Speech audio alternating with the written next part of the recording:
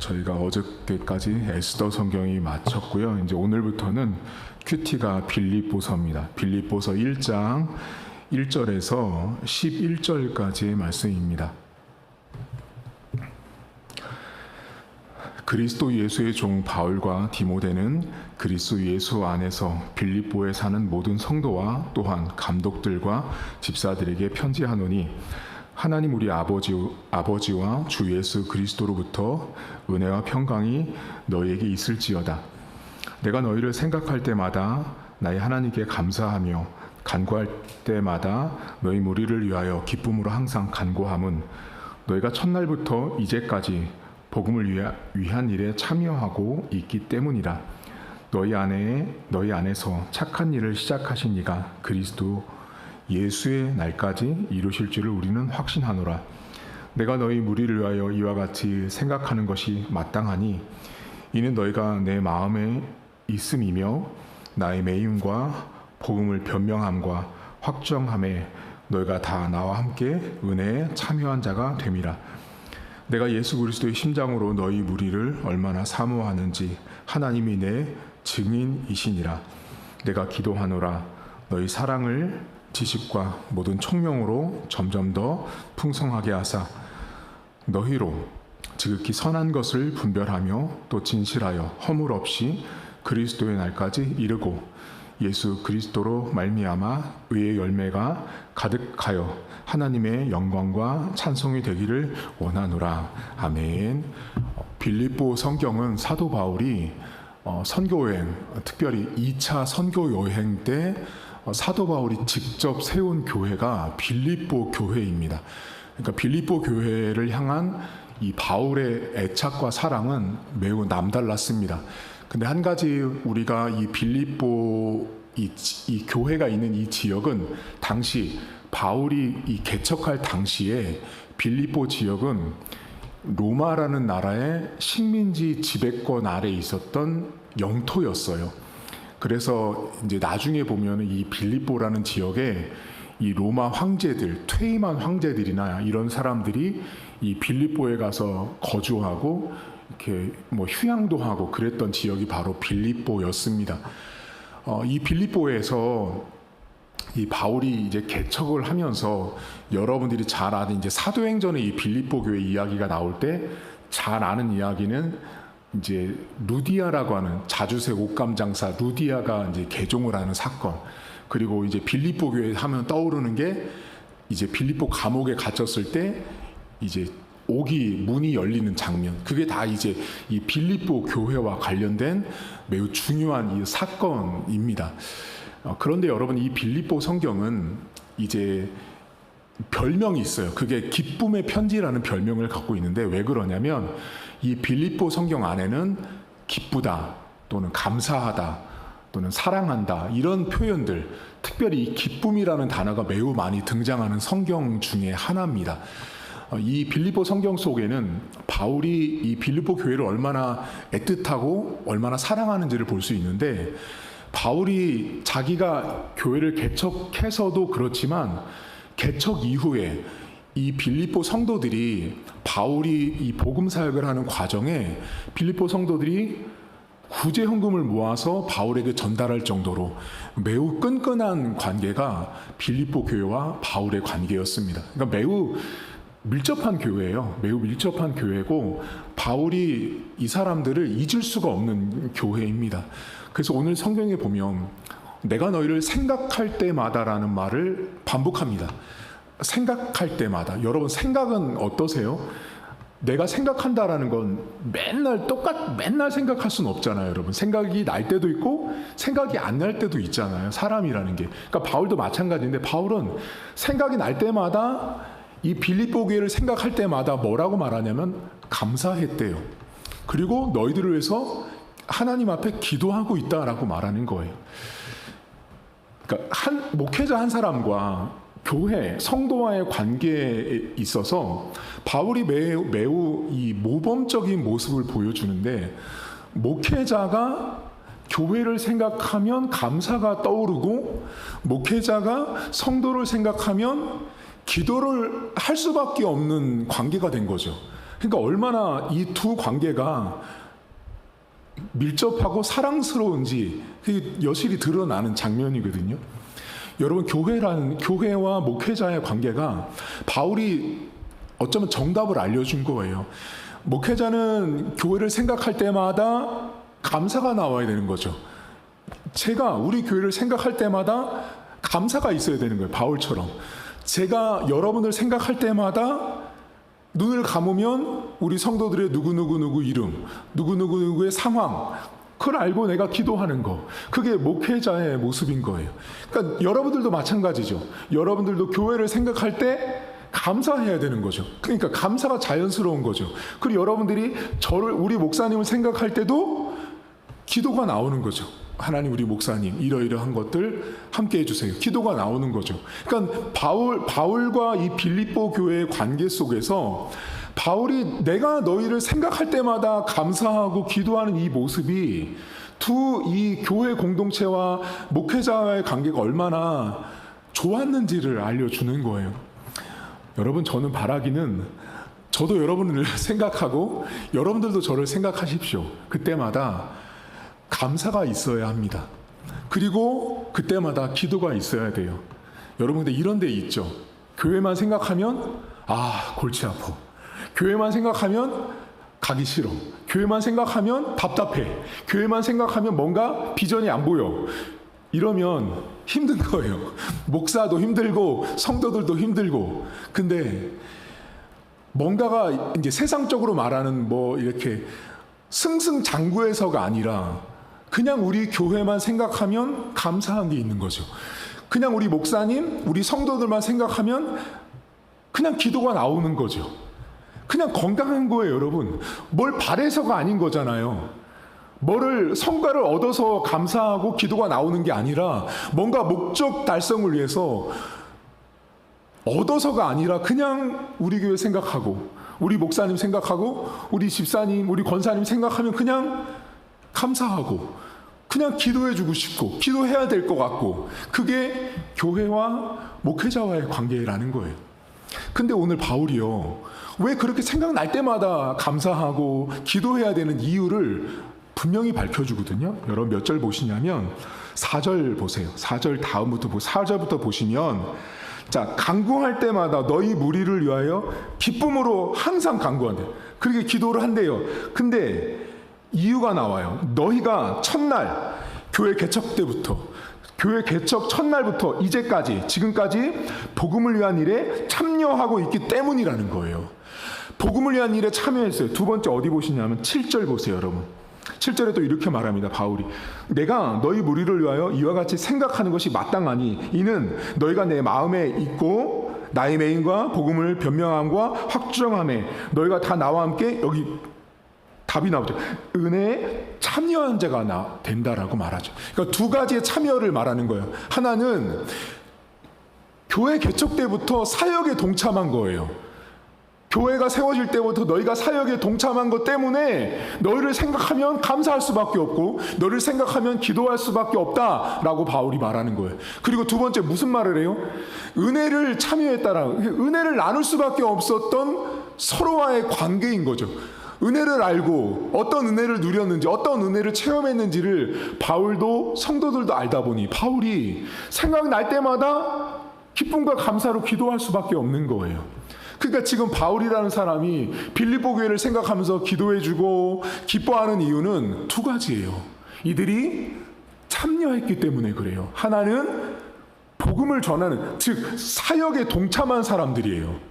바울이 하는 일을 도왔던 거죠. 바울이 하는 사역을 돕다 보니 목회자인 바울 입장에서는 그들이 너무 고맙고 감사하고 애틋한 거예요. 그러니 당연히 그들을 위해서 기도할 수밖에 없었던 거예요. 여러분 그거 아세요? 목사님들이요, 저도 마찬가지지만 모든 성도들 다 기도하거든요. 모든 성도들 다 기도하는데 그 모든 성도들 기도하는 가운데도 유독 더 한 번쯤 더 기도해 주는 분이 있어요. 그분들이 누구냐면 교회에서 재정을 맡거나 교회에서 어떤 헌신을 하는 분들 있잖아요. 그런 분들을 위해서 더 기도하게 돼요. 다른 교회 같은 경우는 목장을 하는, 순을 운영하는 데는 그런 구역장들, 또 대표되는 사람들 있잖아요. 그 사람들은 목사님들이 한 번쯤 더 기도하게 돼요. 왜냐하면 목회자가 하는 일에 동참하고 그 사역을 돕고 있는 걸 알고 있기 때문에 한 번쯤 더 기도를 하게 되는 거예요. 바울도 똑같았을 거예요. 복음의 사역에 동참했던 사람들, 모든 성도들이 다 수고하고 애쓰는 건 맞아요. 하지만 앞에 서 있는 지도자들 있잖아요, 여러분. 앞에 서 있는 지도자들을 위해서 한 번쯤 더 기도하는 바울이었다라는 거예요. 두 번째는 바울이 왜 이들을 위해서 이렇게 기도하고 기뻐하고 감사해요? 은혜를 나누고 동참했던 사람들이었어요. 그러니까 바울이 하는 사역 가운데 하나님이 주신 은혜를 서로가 누렸던 거예요. 그 은혜를 나누고 동참했는데 여기 본문에 보시면 복음을 전하는 일에 있어서 때로는 어려운 일도 있었던 거예요. 때로는 좋은 일도 있었고 그것을 그 과정 가운데 통과할 때마다 누렸던 은혜가 있는 거죠. 바울도 그 은혜를 경험했고 성도들도 그 은혜를 경험했다 보니 바울 안에 생각날 때마다 성도들이 애틋한 거예요. 그 교회가 세워지는 과정 가운데 여러분 어떻게 교회가 세워지는데 항상 좋은 일만 있겠어요. 어려운 일도 있고요. 힘든 일도 있단 말이에요. 그런 여러 가지 우여곡절을 통과하는 과정에 바울은 복음을 전하다 보니 빌립보 감옥에도 갇히잖아요, 여러분. 그런 어려운 가운데서도 어때요? 빌립보 성도들이 바울을 버리지 않은 거예요. 서로 중보해주고 기도해주고 아껴주고 사랑했더니 그 은혜를 서로 아는 거죠. 저와 여러분들이 우리 교회에서 함께 감사가 있고 기도가 있는 이유는요, 두 가지예요. 내가 인간적으로 이러면 안 되지. 여러분, 그건 아니에요. 교회에서는 인간적인 게 아니고요, 복음 때문에요. 내가 하나님의 복음 때문에 우리 목사님 돕는 거야. 내가 하나님의 복음 때문에 우리 교회에서 헌신하고 있는 거가 돼야지, 인간적으로 내가 이러면 안 되지는요, 그건 세상이죠. 세상의 의리를 따라 사는 집단이지 그건 교회가 아닌 거예요. 교회는 목회자를 돕는 이유도, 목회자가 성도를 바라보는 이유도 하나님의 복음과 그 복음을 전하는 과정 가운데 때로는 좋은 일과 나쁜 일이 있어도 그 가운데 일하시는 하나님 때문에 서로 버텨주고 서로 힘이 되는 거예요. 그것이 교회 공동체라는 거예요. 자, 그런데 이 단락 안에 우리가 아는 너무 유명한 구절이 있는데요, 우리 성도님들이 이상하게 해석하는 절이 있습니다. 자, 여러분 어디 보시냐면, 자, 3절부터 다시 한번 보세요. 이렇게 나옵니다. 내가 너희를 생각할 때마다, 이 바울의 마음이에요. 생각할 때마다 나의 하나님께 감사하며 간구할 때마다 너희 무리를 위하여 기쁨으로 항상 간구해요. 너희가 첫날부터 이제까지 복음을 위한 일에 참여하고 있기 때문이다 라고 말하고, 자, 6절 오늘 여러분과 6절을 잠깐 나눌 건데, 6절을 여러분들이 너무 유명한 구절인데, 너희 안에 착한 일을 시작하신 이가 그리스도 예수의 날까지 이루실 줄을 우리는 확신한다 라고 말할 때, 자, 너희 안에 착한 일을 시작하신 하나님 할 때 이거 다 어떻게 해석하세요? 자, 여러분 이거 여쭤볼게요. 우선 여러분 안에 착한 일을 시작하신 자, 착한 일, 여러분은요 착한 일을 만들어내세요? 여러분 안에, 자, 이 본문이 그래요. 너희 안에 착한 일이잖아 라고 말씀하잖아요. 그러면 여러분 스스로는 개인적으로 착하세요? 착한 일을 만들어낼 수 있으세요? 없다고요. 여러분 개인적으로 보세요. 나를 보면 나는 절대 착한 일을 만들어낼 수 있는 존재가 아니라고요. 여기 본문에 바울이요, 착하다고 하는 아가도스라는 이 헬라어가 쓰이거든요. 이 아가도스라는 말은 구약 성경 안에서 선하신 하나님, 악과 선을 구별하시는 하나님 쓸 때 그 악과 선, 하나님에게만 있는 선이에요. 선. 인간에게는 없는 선이라고요. 그러면 너희 안에 착한 일을 행하셨다라는 건 하나님만 주신 착한 일인 거예요. 하나님이 주신 거예요. 하나님이 하신 일인 거예요. 근데 이 성경을 어떻게 해요? 너희 안에 착한 일을 시작하시니라고 말하니까 우리 성도님이 대부분 어떻게 이 성경을 보시냐면, 내가 무슨 일을 하잖아요. 내가 무슨 일을 계획하잖아요. 내가 어떤 일을 출발하잖아요. 하나님 나에게 행하신 착한 일을 시작하셨다. 그러니 이제 하나님이 완성해 주실 것이고 축복해 주실 거라고 내 입장에서 이 성경을 봅니다. 그러니까 내가 하는 모든 일을 다 어떻게 해석하냐면 착한 일로 보는 거예요. 여러분, 저와 여러분은 바울이 사용한 착하다라는 이 개념어는 하나님이 만들어내는 착함이에요. 인간은 만들어낼 수 없는 착함이라고요. 그러면 이 본문에서 너희 안에 착한 일을 만들어내신 하나님은 무슨 착한 일이에요? 지금 이 본문 속에서 여러분이 하는 사업, 자녀 출세, 성공하고 돈 많이 버는 거요? 아니요. 그거 착한 일 아니라고요. 절대로. 무슨 착한 일이냐면 바울이 교회를 개척할 때 복음에 동참하고 복음 사역에 함께했던 그 일들, 하나님의 일들이 곧 착한 일인 거예요. 그러니까 이 본문에서 착한 일이라는 것은 여러분 인간의 입장에서 보면요, 인간 입장에서 보면 교회 공동체 안에 사람들이 모여서 하나님을 위해서 일하는 것은 바울은 딱 한마디를 말하는 거예요. 하나님의 은혜와 하나님의 착하신 역사가 없이는 너희가 교회를 위해서 하나님을 위해서 일할 수 없다예요, 여러분. 저와 여러분들은 사실은 원래 교회를 위해서 하나님을 위해서 뭔가 해낼 수 있는 존재가 아니라고요. 왜요? 우린 죄인이라고요, 여러분.